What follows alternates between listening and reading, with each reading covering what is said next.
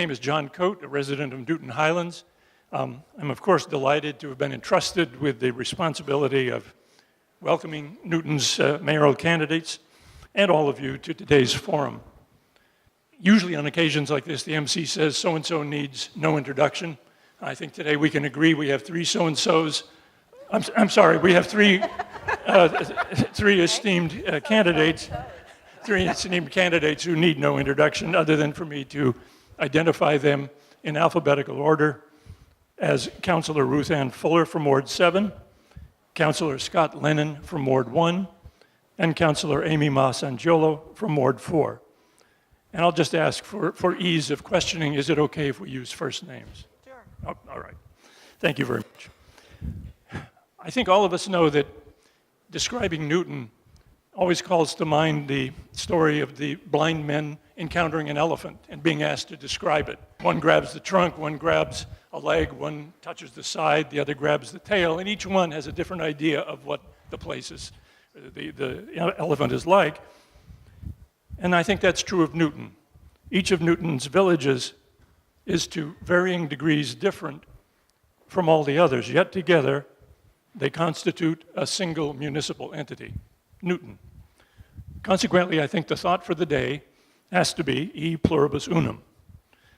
Newton's situation very much echoes that of the country as a whole. Not politically, of course, but structurally. The constant push and pull between Washington, D.C. and the states is mirrored in the relationship between City Hall and Newton's villages and neighborhoods, and between the urban and the suburban. The mayor always wants to focus on the unum, while many of the residents want the focus to be on the pluribus. It's the mayor's difficult task to reconcile the needs and wishes of the neighborhoods and villages with those of the city as a whole. In a city like Newton with a strong mayor, I think there is a tendency over time for the mayor to become increasingly enamored with the virtues of autocracy. This is understandable. We can only hope that the drift is more toward Queen Elizabeth than Vladimir Putin. There is no doubt sometimes a sense in the mayor's office that working with the city council is like herding cats, hence the thought, wouldn't it be a lot easier if there were fewer of them? The mayoral election is particularly important because, as many of us have learned, sometimes through painful experience, the mayor's vision of the city determines his or her choices for people to head the city's many departments and sets the direction for those departments. I can't let this moment pass without noting that I remain disappointed that my idea for the forum was not accepted. I had proposed a Jeopardy-style event in which the candidates would say, I'll take invasive plants for $100, potholes for $200, improbable lawsuits for $1,000. Ah, well, perhaps another time. I trust that you will find the presence of these three candidates and the residents who will be asking them questions provides more than enough excitement. Now, I think we were going to open with an introduction from each of the candidates. So in this case, I think we can go just in order in which they appear on the stage. Well, thank you, everyone, and thank you for hosting this event. My name is Amy Sangiolo. I am an attorney, and I've been on the City Council for the past 20 years. I've been a strong advocate, not only for our children, our seniors, our taxpayers, but also our neighborhoods. And I think that's very critical in this next election. When I first ran in 1997, I ran on a platform to be responsive and accountable and accessible to the residents of the city. And I think I've done a very good job. I think the future of Newton really depends on what we want to do as a community to not only make our city a leader on the environment, but also to have real good city planning so we can bring people together from all walks of life and be inclusive and welcoming, not just for newcomers to our city, but also to make it a very wonderful community for the citizens who are here today. I hope you'll support me, and thank you very much. Good morning, Ruthanne Fuller, and I'm so thrilled to be here. This is a great city to live in. We're lucky to be Newtonians, and there is so much to be done and so much at stake, and that's why I'm running for mayor. I've spent 30 years tackling tough issues, working with a wide variety of people to deliver results. I have the values, the vision, the independence, the interpersonal skills, and the strategic planning and financial analysis background to get things done here at Newton. During my 8 years on the City Council, I've worked day in and day out. You know I'm a hard worker. To improve our schools, to address our infrastructure issues, and to make sure our tax dollars are spent wisely. Now it's time to take charge of what we want our city to look like in the future, working closely with our residents, with our staff, and with fellow electeds to move Newton forward. I too ask for your vote on September 12th. Thank you. Good morning, everyone. My name is Scott Lennon. I am the City Council President. I am running for mayor. For those of you that don't know me, I did want to take a second to recognize a couple of colleagues who are here this morning, Councilor Baker, Councilor Harney, Councilor Kalis, I think, and Councilor Yates. Good morning, everyone. I am running for mayor because I believe that this city has provided me and provided my family every opportunity to succeed. And that is what I want for every citizen in this city. I am a lifelong resident of the city of Newton. I am a graduate of the Newton Public Schools. My parents are graduate of the Newton Public Schools. My grandfather was a graduate of the Newton Public Schools. And my father was a firefighter here in the city for almost 27 years. On the legislative side, I have served on the council proudly for the last 16 years. And as I mentioned, 8 of those years, I've been the president of the city council. I've been elected by my colleagues 4 times to serve as their leader, 3 times unopposed. I'd like to thank my colleagues for their vote on the leadership of the council. And I believe that this city is a wonderful city, and I believe that after my 47 years here, 16 years on the council, 20 years of experience in state government as a manager and director of 2 different state agencies, combine that with my passion and my knowledge for the city, I feel I am the most well-rounded and qualified candidate in the field. I'm asking for your support. I'm asking for your vote. And after all these years, everything I feel that I've done for this city, I still continue to feel that I owe this city. And that's one of the reasons why I'm running for mayor. So thank you. The questions for the candidates today will be asked by panelists, all residents of Newton, each focused on a particular topic area. Each panelist will tell the candidates how much time they have to answer a particular question and in what order they should respond. First, asking about economic development and fiscal matters is Julia MALAKIE of West Newton. Amy, you've suggested a debt exclusion override to fund at least some of our billion-dollar unfunded pension and OPEB liability. Can you be any more specific about how much and over what term and how you envision paying for the portion not covered by the debt exclusion? And this will be 45 seconds for each of you, but I'll ask separate questions for you. Should I use the mic? Yes. Okay. So I have proposed that we look at that and we consider using debt exclusions as a means of paying down our liability. I don't have a particular number in mind. I know that Wellesley used 10 years for $18 million of their debt. I think it's important that we look at all the capital needs that we have in the city before coming down to a conclusion on the exact amount. But I think it's responsible for us to take that liability out of our operating budget. And for any portion that you did not cover with a debt exclusion, what would be your plan for meeting the escalating annual payments? We still have to continue to cover it within our budget. Right now, we're dealing with our pensions, but we're not dealing with our OPEB nearly as much as we should do. Okay, we'll get back to the budget. Scott, you told the TAB you wouldn't propose an override for pensions and OPEB, but might for operational expenses. Doesn't that amount to the same thing, except Amy's debt exclusion would have an end date, and an operating override would not?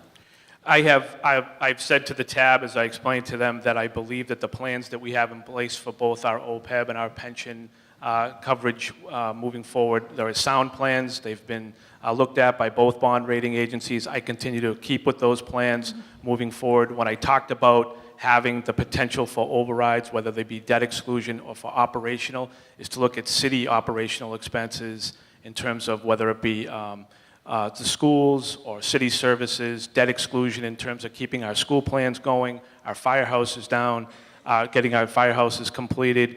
I believe that with regard that the plans that have been put in place, we made commitments years ago to employees of the city that weren't properly planned for, and that's the reason why I don't want to go to the residents to ask them to pass an override because of the city's lack of planning years ago. I think that Okay.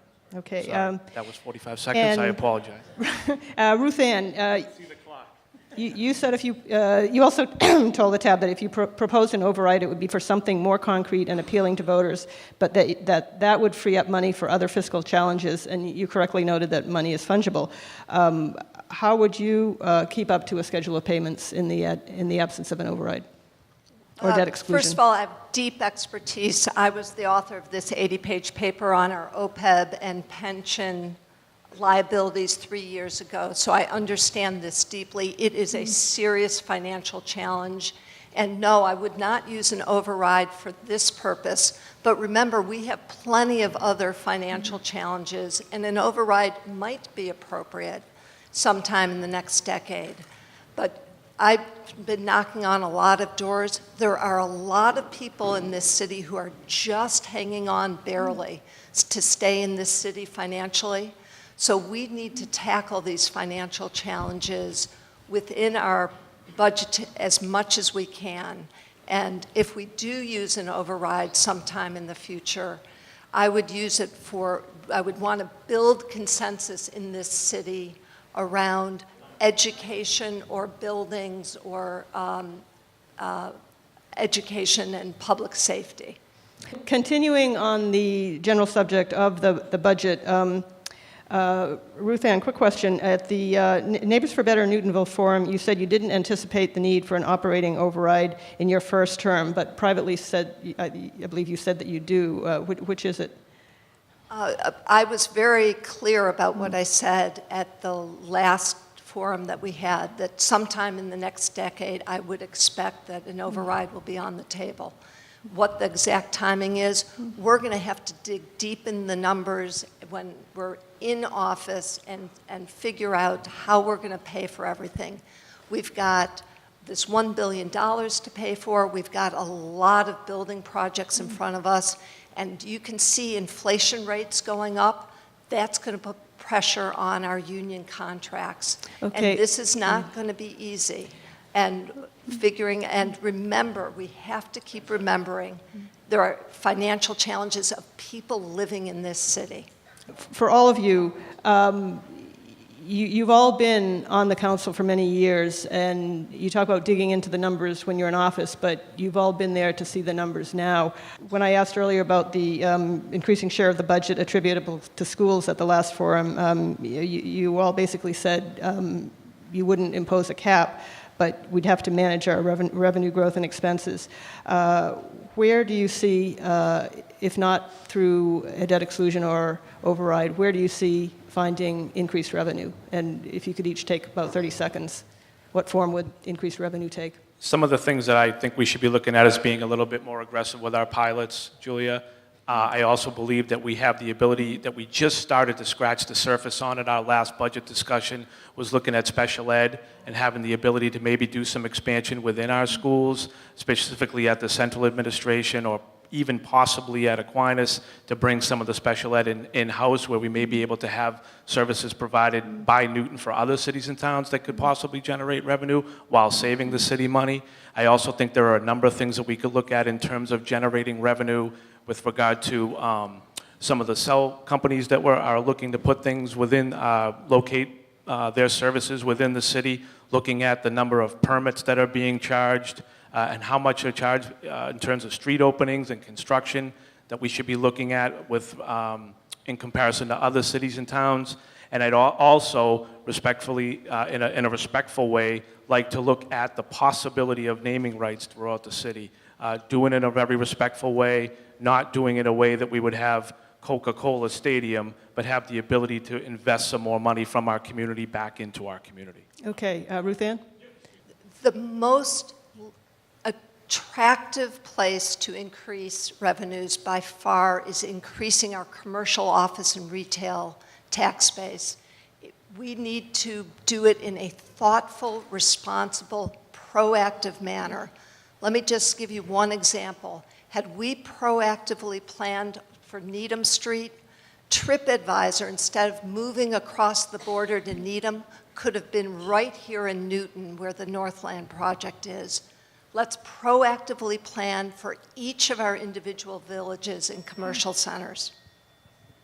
So I agree. I think we do need to build our commercial tax base. That's something that we haven't done, but unfortunately that's not going to be fast enough. Right.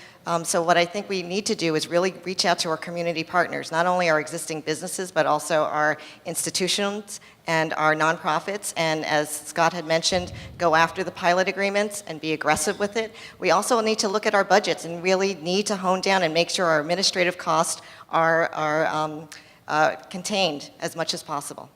Yeah, I think, and that's you, I think two of you anticipated my next question, which was where in the budget do you see potential for cost savings, untapped cost savings, or what in the current budget would you not include in your future budget? So as I alluded, 20 seconds each. So real as quick. I alluded to earlier, I think we can look at our school budget and look at our administrative costs. I think there can be some consolidation done, maybe combining some of our human resources opportunities. I think there are a lot of ways that we can start looking at particularly our outcomes that our department heads have for our city and make sure that those are the outcomes that our citizens want, and so that we deliver our services not only efficiently but also effectively. 2 points. One, I have served on a lot of boards of nonprofits. The idea that we're going to get a lot of additional revenue through pilots, I don't believe is feasible. We're going to have to look for silots instead, services in lieu of taxes. That's where you're going to get our nonprofit partners to help. On management, boy, I literally have 30 years of experience digging into organizations and managing them more effectively for outcomes. I know how to do this.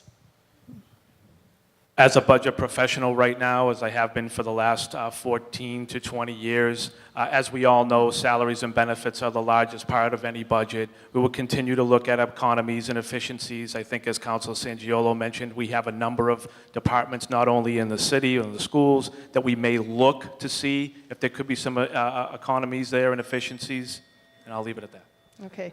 And I believe with fees, we're legally limited to the cost of providing a service. So while I'm all for increased fees, you can only go so far with that. Regarding the commercial tax base, Amy, at the NBN Forum, you said the city should not rezone any commercially zoned land. Does that mean that as mayor, you would not advocate for any new MU4 districts? It doesn't mean that I wouldn't advocate for any additional MU4 districts. We have to look carefully of where we want to place MU4 districts. What we haven't done is had a serious, comprehensive plan with the citizens of the city of Newton to make sure that we are not beholden to developers, that we actually dictate what we want to see as a community, as opposed to developers coming in to dictate what they Scott and Ruthanne, you just voted to rezone the OR block, even though it, under realistic assumptions that using the school department method of estimating pupils, it would not be a financial benefit to the city. Would you have a different standard if you're elected in terms of approving or promoting MU4s that are of marginal or negative fiscal impact? Again, we need a comprehensive plan for each individual village. Yes, we have to build our commercial, retail, and office tax base. And we all know that housing generally is break-even at best, but we have to do this mix of housing and commercial here in Newton for us to be an inclusive and diverse city that has affordable housing options for our seniors who want to downsize and for our working families. I voted for the MU4 district as a tool to continue to have vibrant village centers and mixed use within village centers. I will look at that proactively throughout the city with the understanding that MU4 does not necessarily fit into every village center. The first 4 questions are going to be short answer, yes or no, or A, B, or C type questions. So, Thomas, you don't have to time. First question. As mayor, is your responsibility to the people of Newton? Please answer just yes or no. Ruthanne. Yes. Amy. Yes. Scott. Yes. So when housing proponents and developers talk about a regional need for more market rate housing, but to add more high-density market rate housing developments makes housing more expensive for your Newton constituents and represents a fiscal loss to the city, would you do what's best for Newton or what's best for the housing lobby? Newton or housing lobby? Scott? Newton housing lobby. I don't know. Again, it's hard to answer in a one-word answer, but you're always looking out for the best interest of our constituents. That's, if it's a one-word answer, though, it's Newton. Real short answer. What is best for Newton is often also what is best for the region, but I focus on Newton. Amy. Focus has always been on Newton, and we'll continue to do all that we can for our neighboring communities, but Newton comes first. Okay, another short one, yes or no. Do you believe Newton should comply with the state's Chapter 40B law by meeting and maintaining its affordable housing quota? Yes or no? Well, Amy. What? Should we comply with Chapter 40B? Should we obey the law? Yes or no? Yes. Okay. Scott. Always obey the law. Yes, obey the law. Okay. Ruthanne. Yes, that is state law. Okay, another short one. Of the 3 ways to achieve Chapter 40B compliance, experts say the 1.5% land area minimum is the most efficient way for Newton to do it. Do you commit to protecting and strengthening Newton's achievement of the 1.5% land area minimum? Whether you think we're there or not, do you commit to it? Yes or no? Ruthanne. Yes. Amy. Yes. And Scott. Yes, with the understanding that I really believe we have to look at the calculation. We've had a calculation on the city side. We have a calculation on the state side. We have a message that we're trying to promote housing, but we're not there yet invoking it. Got it. Thank you. Okay. All right. This question, we're going to give them, Thomas, 30 seconds each. Protecting the 1.5% means protecting and increasing land zoned public use. At a recent forum, all 3 of you said you would be interested in negotiating to rezone Webster Woods, golf courses, and college campuses to public use. But in recent months, the City Council voted, unnecessarily in my view, to rezone public land at the Newton Center Library for development, public land at Stanton Avenue to multi-residence, and Bailey Place within the Washington Place proposal from public use to MU4. Can you explain, in 30 seconds, how the City Council allowed public use land to be frittered away when you have said you are committed to complying with Chapter 40B? Scott. Each of those scenarios present very different specifics, and that's, again, while I think we have to have larger plans in terms of being proactive and thoughtful. Bailey Place is right smack dab in the middle of the Washington Place project. Stanton Ave was essentially landlocked between the golf course and the water tower and everything that had to do with that. And the Newton Center development is right in the heart of a village center where you should be looking for more proactive planning with regard to that. Again, sorry, okay, thank you. Okay, Ruthanne. We do need to protect where we can our public property for lots of reasons. Just think of the mistakes we made years ago selling off some of our school buildings. That was a mistake. So keeping control of public land really matters. You do have to look at each individual situation. For example, the water tower property, that was absolutely the right thing to do. It's right for the city, it's right for that neighborhood. Amy? So I regret voting on the Newton Center former health library. I think what we should have kept it as public use because I think we need more community space in Newton Center. On Stanton Ave, I voted for that because I believe that it can help increase the number of senior housing for Golda Meir, should they become the winning bidder. And I forgot what the last one was. Bailey Place in Washington. I didn't vote for that. Right. I'd just like to clarify, I was not speaking about the use the land was actually be put to, but the zoning change, because it's not clear that you need to change the zoning from public use for any of those. This is another yes or no. Well-run municipalities manage their subsidized affordable units as a portfolio of valuable assets. But in Newton, there is no one charged with doing the paperwork to make sure our inclusionary zoning SHI-eligible units get entered onto the SHI. Why haven't the acreages associated with our SHI confidential units been entered on the SHI? Why isn't there a regularly updated page on the city's website with a list of Newton's SHI units and acreages so our compliance with 40B is not a mystery locked inside the planning department? Will you commit to a transparent, responsible manage of our subsidized affordable assets as mayor? And will you docket items to address the lapses I've cited now? Yes or no for both questions, please. Amy? Yes. And?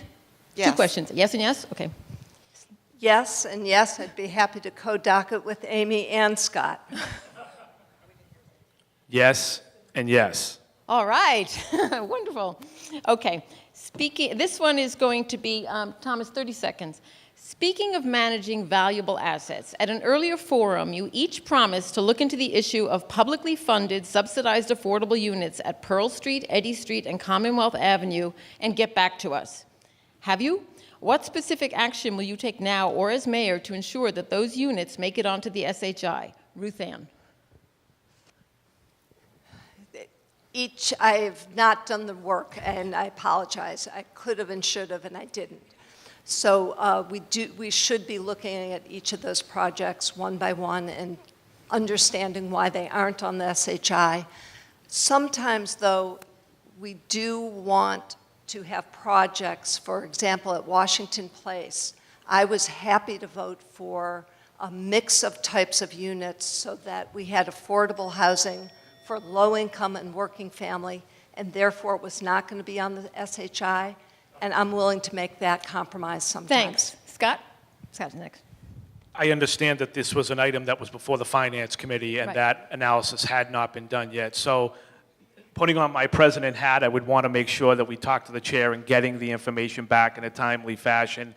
That's truly the only answer that I have right now. I know it was committed to, and I hope that the committee would follow through on that, Okay. on that information. Subsidized housing inventory. That's the state's list of our official affordable housing. Yeah. Amy? So I actually looked into this, and I talked with some of the folks involved in it, and unfortunately it's because that we had a Newton preference, and we didn't have a lottery, and that's why that those did not count. As they turn over, I would like to ensure that they do count on our SHI.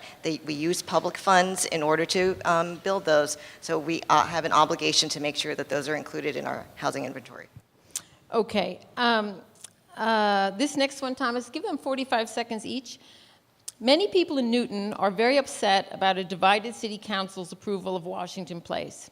Aside from the conversion of our commercial tax base to high-density housing, the impact on housing prices, the fiscal loss to the city, and all the externalized costs and loss in quality of life that the developer will inflict on neighbors and Newton residents generally, many are concerned about the precedent this sets for MU4 urbanization of this suburb of human-scale, tree-lined villages. Scott and Ruthanne, you voted for it. Amy, you voted against it. But would all of you answer these questions about it? First, actually, Thomas, make it 30 seconds.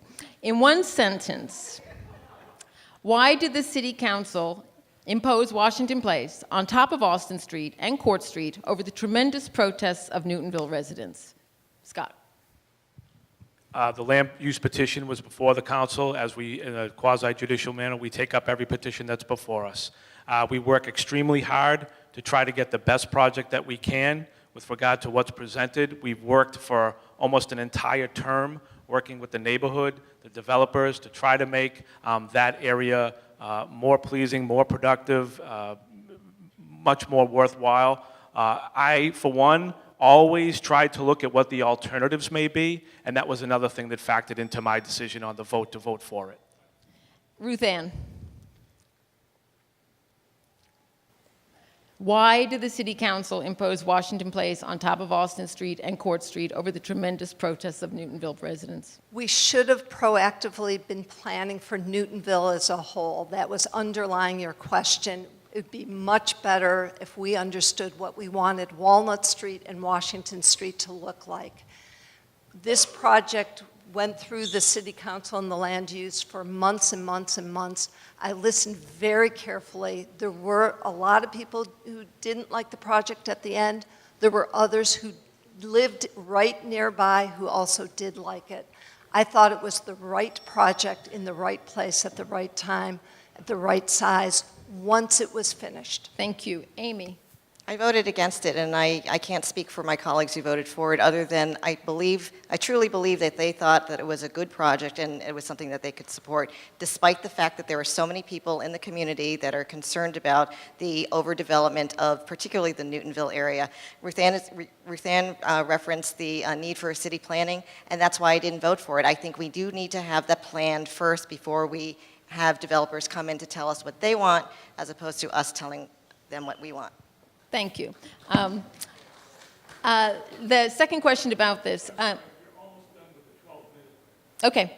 The developer used a tactic known as a devil's strip to circumvent the abutters' rights to a 3/4 vote of the City Council.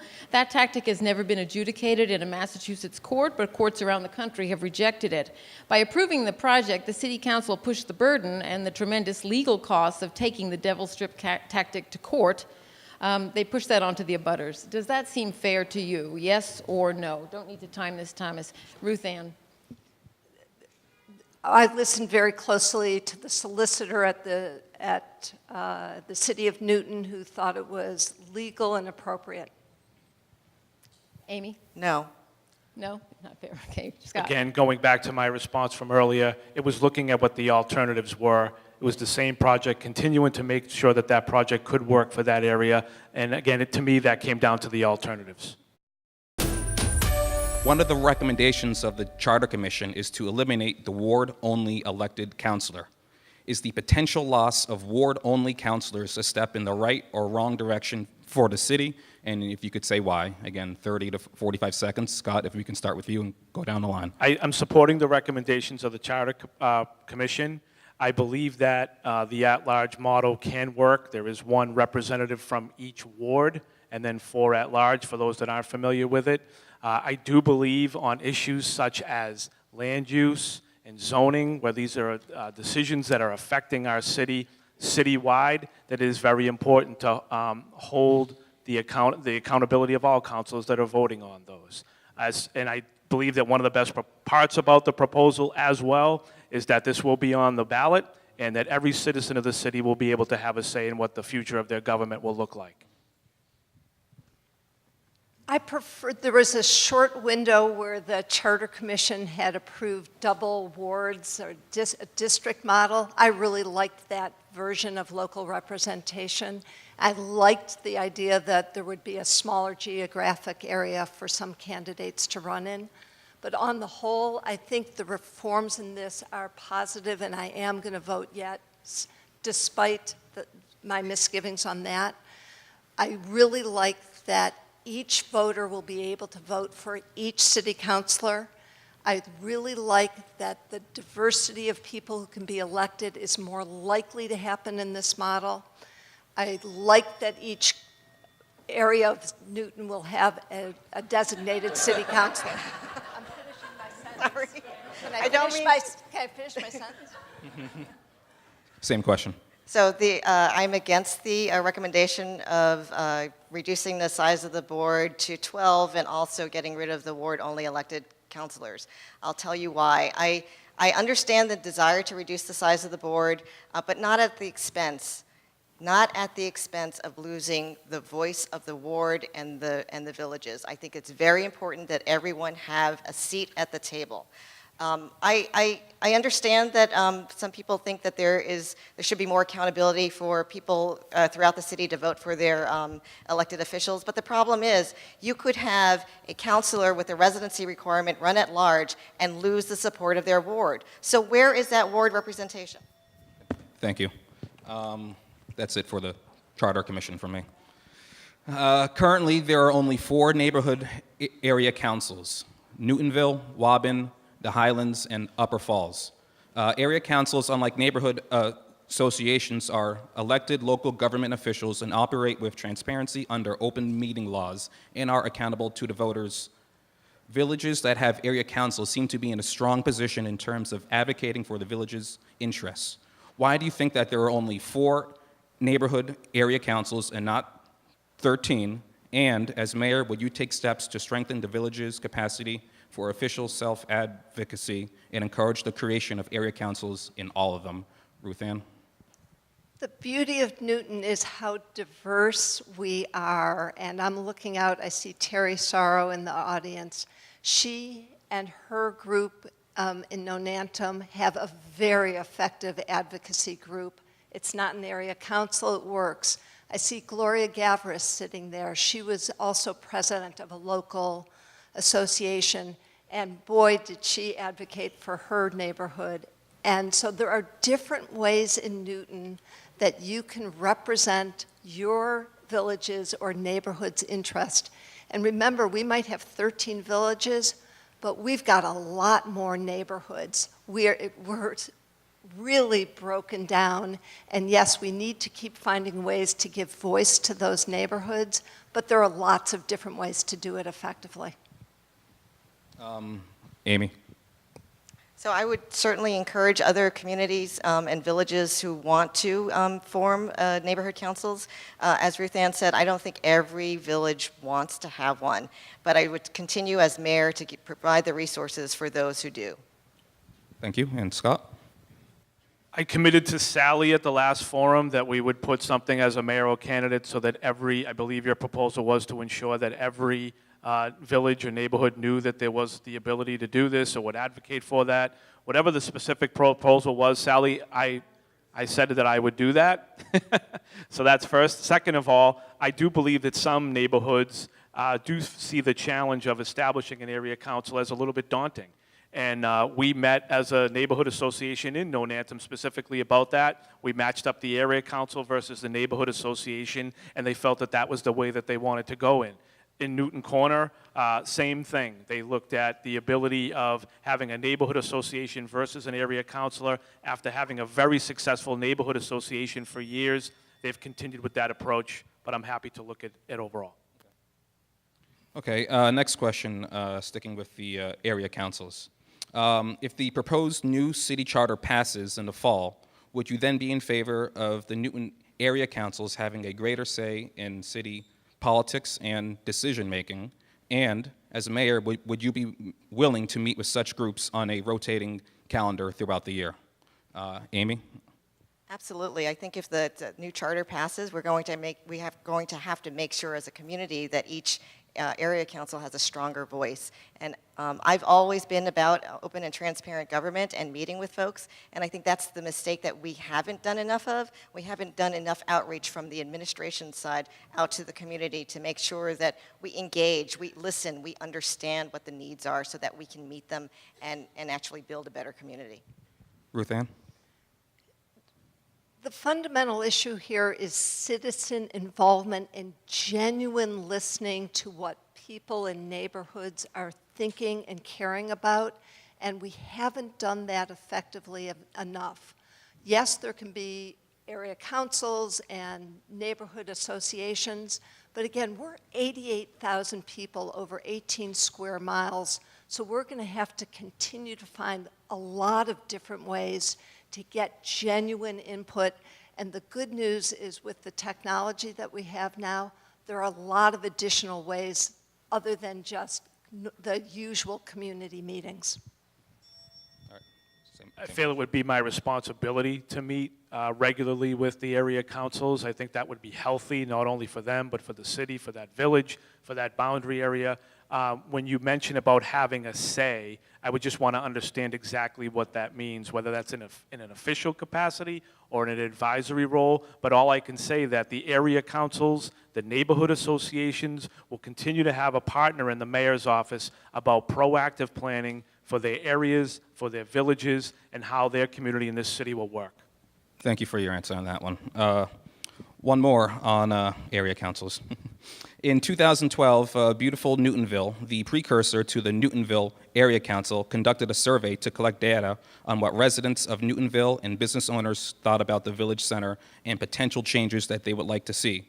Currently, the Waban and Highlands area councils are taking the initiative to better define their respective communities. As mayor, would you support resident-led village planning and decision-making, including resident-generated surveys and other resident-initiated participation in shaping their neighborhoods? So, Ruthanne, sorry. Having a genuine resident-led citizen participation in defining what the future of our city is absolutely critical. Yes, the city has to be a partner with our residents in doing this. I point to Somerville, who did this really effectively when they did their comprehensive plan. We can do it much better here in Newton, and there's so many ways to do surveys now. It doesn't just have to be print or online. It can be coming in from residents. It can be blasting out. There's so many great ways to get that input, and yes, we have to do that. Amy? Oh.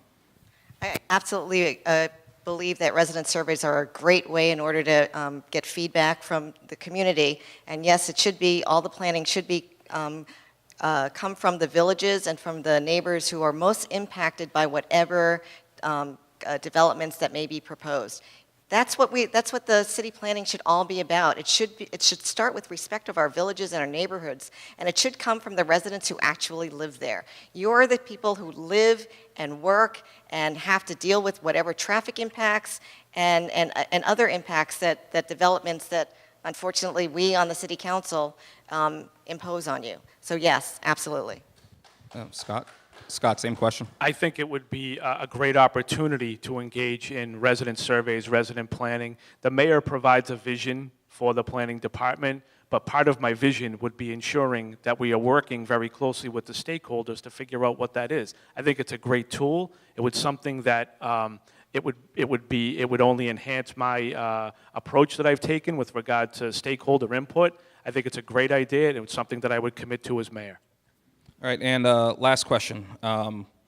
As mayor, in the interests of transparency and civic engagement, would you commit to hosting regular, perhaps monthly, town hall-style meetings with large groups of residents and business owners so they can ask you questions directly, which you would answer directly in front of an audience of the public? Scott, can you start with this?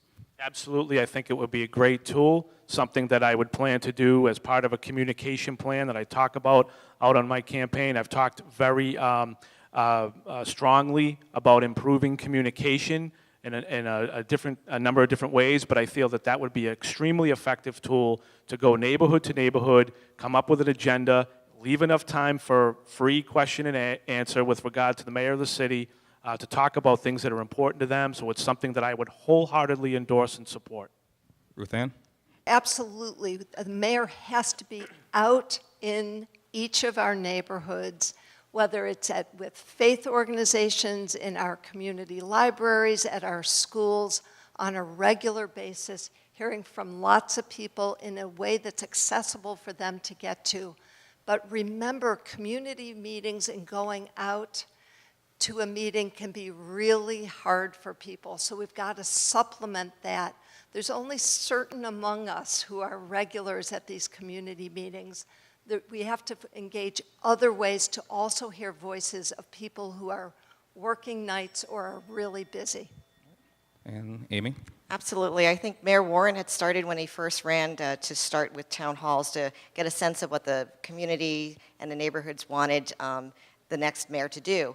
And I think the problem was there was no feedback. There wasn't that continuous going out to the neighborhoods and having that discussion. There was a lot of listening going on, but I think residents didn't feel like they were heard because there was no response back. So absolutely, it's got to be a regular, scheduled amount of communication out to the neighborhoods and in the community. Ruthanne alluded to a lot of other ways to get community input, and I agree.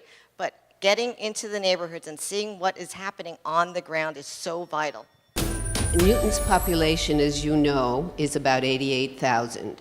Now, the number of people over 60 approaches 30,000.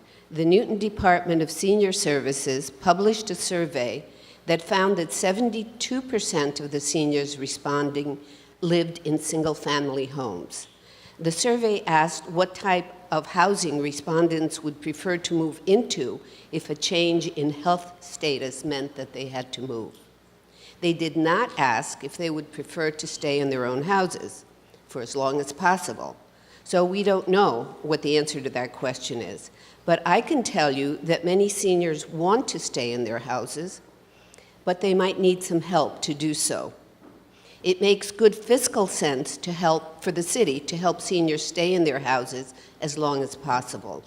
We want to ensure the school enrollment years are balanced by as many years as possible when taxes are paid without adding costs to the school budget. Seniors who want to stay in their houses will probably need help paying for wheelchair ramps, grab bars, etc. They might need transportation or senior visits. They could use means-tested tax breaks, not simply the tax deferments that consume the equity in their houses. So as mayor, what specific steps would you take to help seniors stay in their homes for as long as they would like to do? Scott first, then Amy, then Ruthanne. 1 minute. Well, there was a lot in there, Helen. I'm going to try to work. It's okay. I'll try to work my way backwards. In terms of the small improvements, I think that you were talking about. Yes. There is the ability through the planning department. There is a program now. I know I've had some relatives and friends that have taken advantage of that. I do think that we need to work very closely with our state delegation to look to see what programs the city is accepting, the state programs that the city is accepting, not only the tax deferment program, but other programs that are available for tax breaks. I do understand, as having two parents right now myself that still live in their home that they bought back in the 70s who would like to stay there, but it does get difficult. And it is easy to have family around to help, but a lot of seniors do not. So I think it would be incumbent upon the city to help understand what support services are needed, to have someone who's working closely in senior services, in health and human services, just to find out what the needs are and how we could help them age in place. But also some of the things that we're doing with regard to the developments we've talked about earlier, accessory apartments, are also helping seniors stay within our community.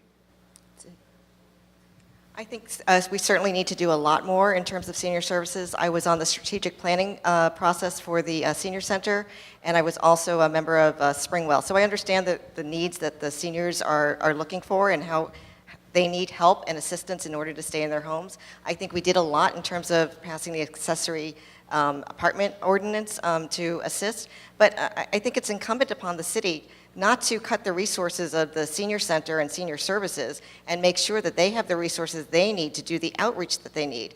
Unfortunately, in this year's budget, we actually moved a social worker out of it and over to the Health and Human Services Department, which I don't understand because our senior population is growing. If anything, we need to put more funds into our senior center and into our senior services. I would like to set up a program, a more robust program than what Scott had referred to that the planning department has in terms of outreach to senior residents who need the assistance for the handicap ramps to make their...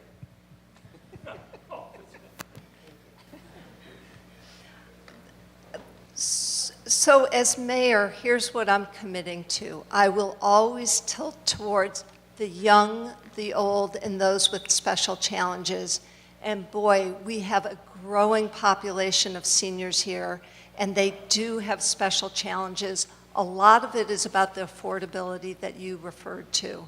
Between our high taxes, our high cost of living and health care, it can be very tough to stay here in Newton if you're a senior. And yes, some want to move out of single-family homes, and that's why in village centers, voting yes on a Washington Place is important for those seniors. But for many others, they do want to stay in their homes, and we as a city do have to step up and help them. And we should absolutely be looking to provide more programs and services and funding for those seniors with limited means. And it can't just be funding, it's staffing and services. Whether 40B or MU4, we're hearing about high-density luxury housing developments that will be perfect for downsizing seniors, like the one we just passed. However, any Newton senior who owns a condo or a house to downsize from has assets that are too high to qualify for the subsidized affordable units in these developments. And if you look at the so-called market rate units, the prices and fees for the condos and the rents for the apartments are far too expensive for most seniors on a fixed income. Seniors don't want to sell their house only to spend the proceeds on an overpriced luxury unit. They're afraid their money will run out before they do. They would like to have something left for their grandchildren. Aside from approving high-density luxury housing projects like Austin Street and Washington Place, which don't help seniors, what specific steps would you take as a mayor to help Newton seniors who want to downsize in Newton but don't want to go broke doing it? 45 seconds. Ruthanne first, Scott, then Amy, please. So you asked a really difficult question because affordability here in Newton, whether it's for our seniors or for our children, is getting so difficult. The median home price now is $1.1 million, so that the levers that we have as a city government to help middle-income folks are so limited. The accessory apartment ordinance that we just passed, and I thought we should have gone further with it, is one hopeful device that we can all use to be able to stay in our home. You can stay in your home and create an accessory apartment so you can either bring in some rent or somebody to help you and stay right there in your home. Otherwise, there aren't lots of options. I think it gets back to, Helen, as you were mentioning in the first question about those support services and understanding the needs of our community. As I mentioned, both of my parents still live here in the community. My dad was a firefighter in the city for 27 years, so he doesn't have tremendous amount of personal wealth, and my mom was the cashier at Fox Pharmacy. So they both worked extremely hard in doing a number of jobs over their lives to stay in Newton. So I understand greatly what it means to stay here, to keep your home, to have the services that you need, to stay in a wonderful community. The accessory apartment ordinance was one way to be able to do that, but I also think that we need to work very closely, senior services, health and human services, planning department, how we're going to plan for that demographic going forward. Amy has to answer. I agree with everything that my colleagues had said. The only problem that I see that's not being addressed is our naturally affordable housing stock. We're losing a lot of small ranch homes to developers, and unfortunately, we're losing the possibility for downsizing seniors to be able to move into those homes. I agree that more should be done in terms of making sure that development meets the needs, any new development that comes in to meet the needs of the seniors, but you're absolutely right about seniors spending all of their resources on these luxury condos. I know firsthand. My family did that. My mother's now living with me. They're in crisis mode, and where are they going to go? If they don't have their families to go to, they're going to need other options. On the topic of opioids, as I'm sure each of you knows, in terms of the percentage that death rates changed in 2016, Newton was hit particularly hard. To illustrate just how true this is, please consider the following statistics as related to the percentage increase of opioid deaths. First, the Commonwealth, on average, saw an increase in opioid-related deaths of 16%. Second, of the 6 municipalities that border Newton, half saw their opioid death rate decrease or stay the same, and half saw their death rate increase. Of those that saw their death rate decrease, the average was by roughly 27%. Of those that saw their death rate increase, the average was by roughly 30%. For perspective, Newton's death rate increased by 142%. Finally, in 2015, Newton had 7 opioid-related deaths. That year, there were 6 other municipalities that had the same number. Of those 6, a year later, in 2016, 5, almost all of them, saw their death rate decrease on average by roughly 45%.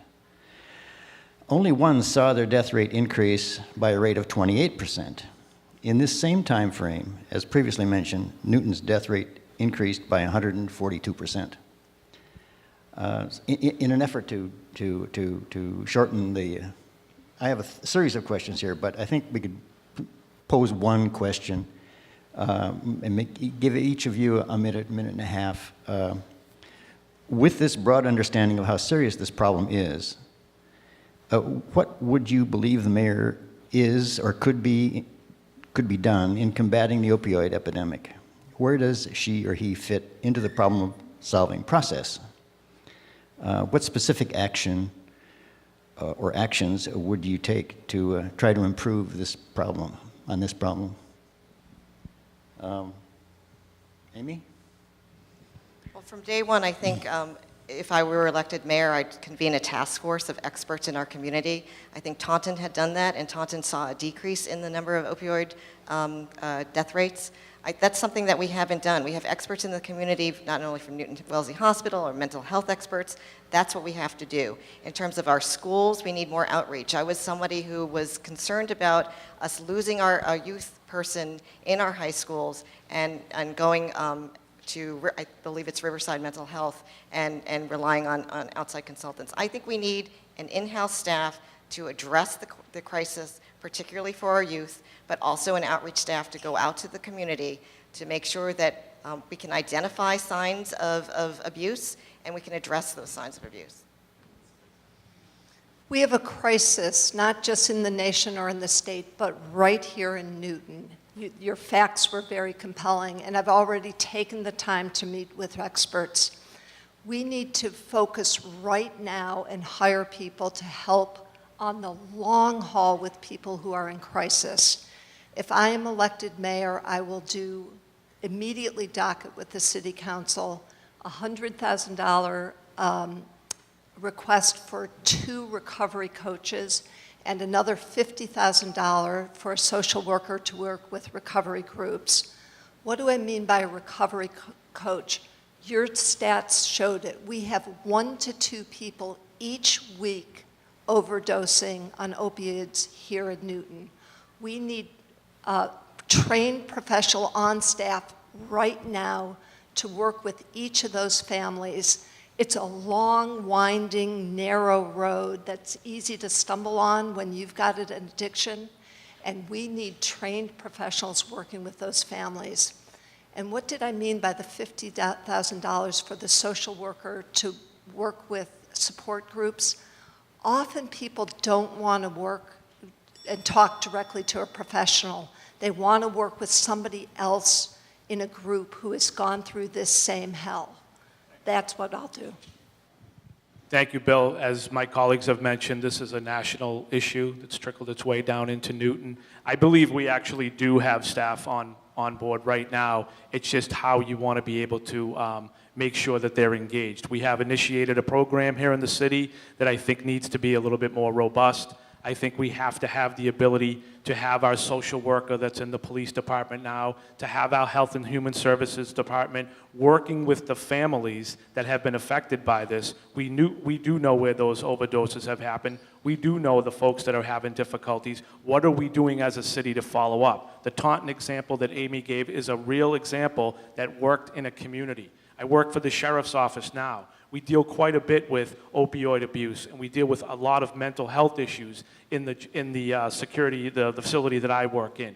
We are working proactively with individuals on how to make them better citizens when they come out. In Newton, we need to work proactively with families, especially with the youth, especially someone who has a 5-year-old daughter right now who just finished kindergarten, who's going to grow up in a community that she doesn't know much about right now, and I want to make sure that I can make a difference. We have to do it as a community. We need to educate, be proactive, and be responsive. As you are no doubt aware, there is a sense in the community that the school committee is something of a black box. It's not clear how decisions, particularly controversial ones, are made, and this includes budget issues. Some of the matters residents are most concerned about get resolved behind closed doors or executive sessions or confidential personal matters. So, as mayor, you are a member of the school committee. What specific steps would you take to make decision-making more transparent, more accountable, and more responsive, not only to Newton parents, but to Newton residents in general? So one of the things I would do is be a much more proactive member of the school committee. I've gone to school committee meetings where residents just sort of speak and you don't get any feedback. I think that's wrong. I think there has to be some type of back and forth between the school committee so that people understand that their concerns are heard but also addressed in some way or even considered. In terms of outreach, I think, yes, I think there are a lot of decisions that are being made sort of before the school committee members get out into the public forum.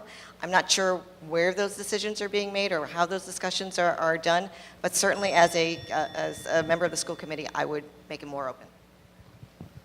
So having real transparency and input as you're making decisions is something I've done for 30 years. I know how to do this kind of planning and to involve people in decision making. What you're seeing both at City Hall and at the Ed Center is often behind the scenes, the data is examined and the alternatives are laid out, and then you only see the final step. Here's the recommendation.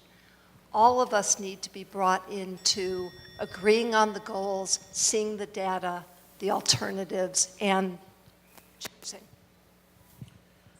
I'm looking forward to being a member of the school committee if elected mayor. I've had the great fortune of being elected president of the city council 4 terms for 8 years. I would hope that my colleagues here on the stage and that are in the audience will agree that I have always been open and proactive and transparent in my approach as president in making decisions or whatever decisions we make for this council. I would hope I would be able to bring that same, or I would bring that same approach to the school committee and work proactively with them to understand what constituents are looking for and asking for in this city. Thank you. Ruthanne, you recently wrote that Newton Public Schools closely monitors developments and does a very complete enrollment analysis each year. This means that we do not expect to be caught flat-footed as Brookline has. So this is a question for all of you. Brookline was caught flat-footed precisely because its school-age population increased 10% in 10 years, driven by increasing multi-unit residents. So how can Newton schools accurately project enrollment when we have no way of knowing how many MU4 apartment developments are headed our way? And in particular, if you think about Northland, the 950 units, that will dramatically increase our student enrollment, yet there is no mitigation for schools and the additional children. So as mayor, what specific steps would you take to limit growth in high density, or would you take steps to limit growth in high density housing units that are a fiscal net negative?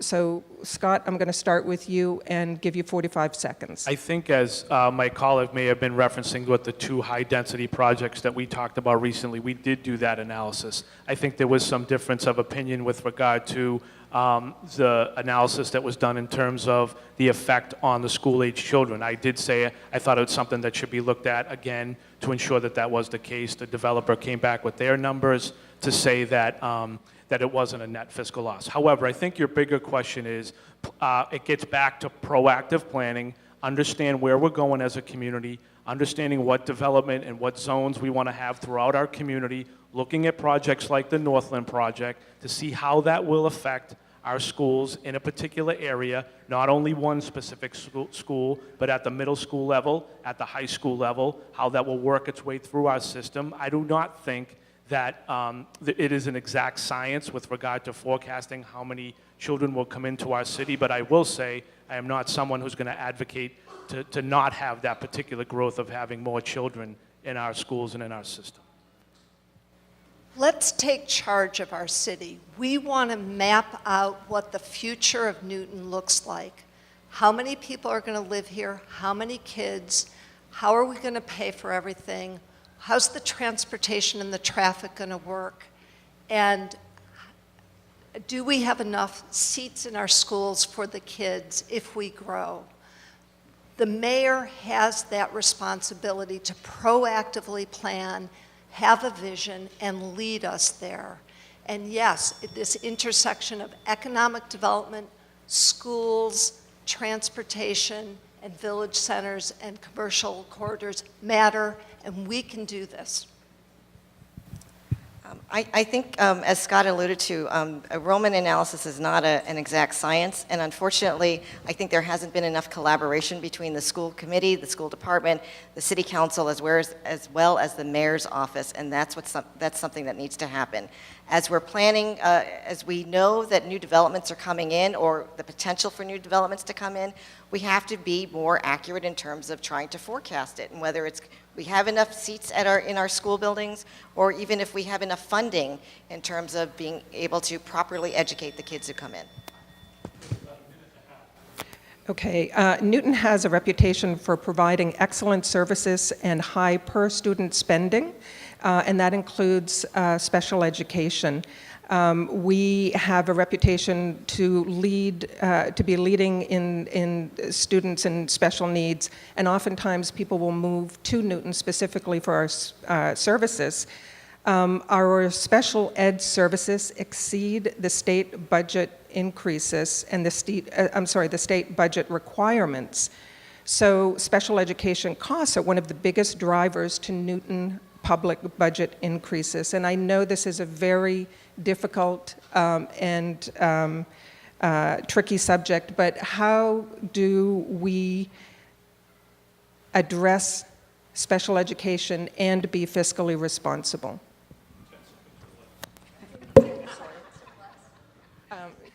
I will be an advocate for all our students. I have a son with severe dyslexia. I know how important ongoing support services are. And you know what? It doesn't mean that you have to be fiscally irresponsible if we do terrific special education here. We should do it, we can do it, we can do it effectively. And yes, we have to keep looking at the model and make sure we're doing it in a way that's both quality and cost effective. Absolutely committed to our special ed program. Yes, it is a cost driver, but we need to service all of our children. How we're going to do that moving forward, we do have to look at other communities and other models. And yes, maybe we do need to again relook at how we are delivering the services, and if there's a more efficient and effective way without demeaning the program at all. That's what we need to do. I'm going to be an extremely strong advocate for our special education program. That couldn't have been 10 seconds. There's no way that was 10 seconds. But I'm going to be an extremely strong advocate for our special education program here in the city. One thing I did mention earlier, when you're talking about being fiscally responsible as well, is to look at, is there a possibility to expand our program in-house that could end up possibly generating revenue for the city, serving other communities? With someone who has some personal experience with regard to this in their own family, I can't speak strongly enough about how we will work with those families on out-of-district tuition, transportation, being a voice to listen to, at the same time being fiscally responsible. Thank you all. Attempting to make Newton a greener city frequently involves difficult trade-offs. Thinking ahead, do we want to incentivize electric car use infrastructure in our public parking lots?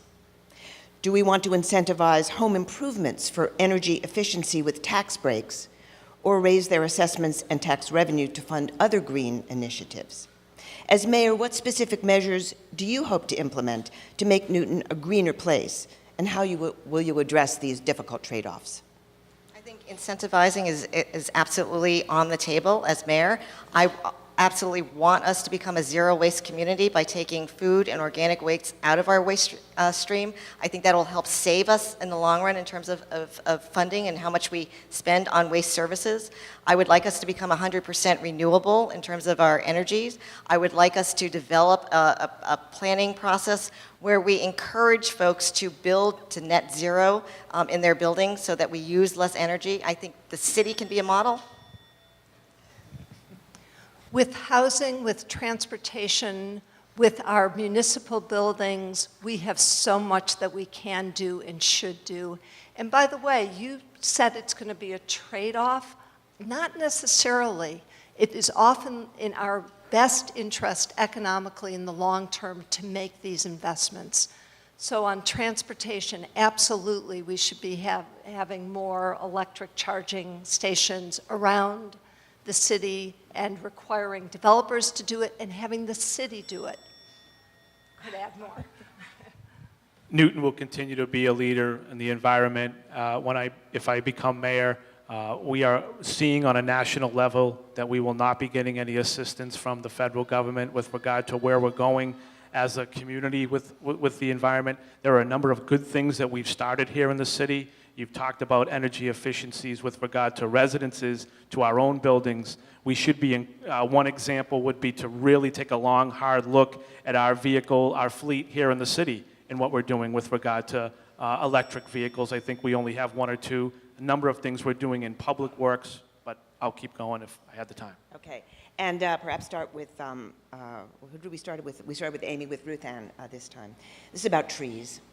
Newton's 30 seconds for each of these, all questions. Newton's street tree population is declining every year and is now estimated at 20,000, down from a high of over 40,000 in past decades. Under current planning standards, a realistic target may be only 30 to 35,000 street trees. Over 1,000 trees have been removed in this fiscal year alone, and this pace is expected to continue, while Forestry and the Tree Conservancy combined can plant only about 600 trees a year. Many city-planted trees are compensation for trees cut for school construction and other city projects. What will you do to restore our lost public tree canopy, and how quickly? We have to invest more in our trees. That loss from 40,000 to 20,000, all of us see it every day, and boy, it makes a difference visually for our heat islands, environmentally, and thank you, Julia MALAKIE, and the work that you guys are doing. You've taken up the slack because the city has been underfunding tree replacement. And yes, we did have to take it down a lot because for a while there, we had so many dead trees that were dangerous. But invest more, invest more, invest more. It gets back to having a strategic plan for our open spaces, our Parks and Recreation Department, including the underfunding of Mark Welch and his department and what we're doing. Mark's one person out of a city of 88,000 people, and how many thousands of trees that we're talking about. We do have to look at our approach here in the city. Recently, seen a lot of correspondence with regard to our Complete Streets program on the removal of trees, not only on Adams Street, but trees we're talking about on Beacon Street. I think you have to look very carefully at how you're approaching that. But I do believe, as Councilor Fuller just mentioned, you have to make the investment. If it's really what we want as a community, you have to take a long, hard look at how that will work. I believe we also have to certainly invest more in our trees and what we're planting. As one of the co-sponsors for the tree preservation ordinance, one of the things that we could do is be more aggressive in our enforcement of that tree ordinance and collect more funds. And as mayor, I would not allow as many appeals that come through the city council in terms of how much funding that we're actually going to get from developers, as well as making sure when we do our Complete Streets program that we we put more emphasis on preserving our trees as well as the safety of pedestrians. Time for one more question? Okay, good. This is open space and Webster Woods. We should start with Scott this time. Maintaining open space, I think we would agree, is important for all Newton residents, whether we live near that open space or not. Protecting all undeveloped parts of Webster Woods and making sure that all of the woods is zoned public use may be critical. We're still waiting for a second attempted appraisal of the property and negotiations with Boston College. As mayor, what specific steps, including eminent domain, might you take to ensure that Webster Woods remains undeveloped and is zoned for public use? And can you tell us the timeline you might have to meet those things? I'll try to work backwards in terms of a timeline, understanding that it is something that many, many people here in the city are talking about, being out knocking doors, specifically in that area. You walk up, you see the blue sign, or someone asks you about it so you know what's on their mind. It's something that I work extremely hard in preserving, had a chance to walk through there myself. It's an absolute gem. I think you had asked about eminent domain. I would hope it wouldn't get to that. I would hope as mayor I would be very aggressive in an approach on working with them and understanding what my vision would look like. And I don't remember what the last question was. No, that's good. Sorry. I am absolutely committed to open space here in Newton, and especially right now, Webster Woods. We have to control that. It's sandwiched in between DCR land and City of Newton land, and it's essentially in my backyard. It's a top priority for me, and if we have to go to eminent domain, we'll do it. It's not my first choice, and let's see if we can negotiate. And by the way, this will probably involve not just BCE, but also DCR. So I agree. I think we have to do all that we can to acquire the open space as Webster Woods. I've been in favor of all open space acquisitions, including Kessler Woods. I think what we need to do, again, is be a little more aggressive with Boston College and tell them exactly why we want it and why it's so important. Yes, eminent domain is on the table, but we also could look at preservation restrictions. And as Councillor Fuller had alluded to, we're going to have to work with DCR as well in order to have a completely, a real vision for that parcel. Thank you all very much.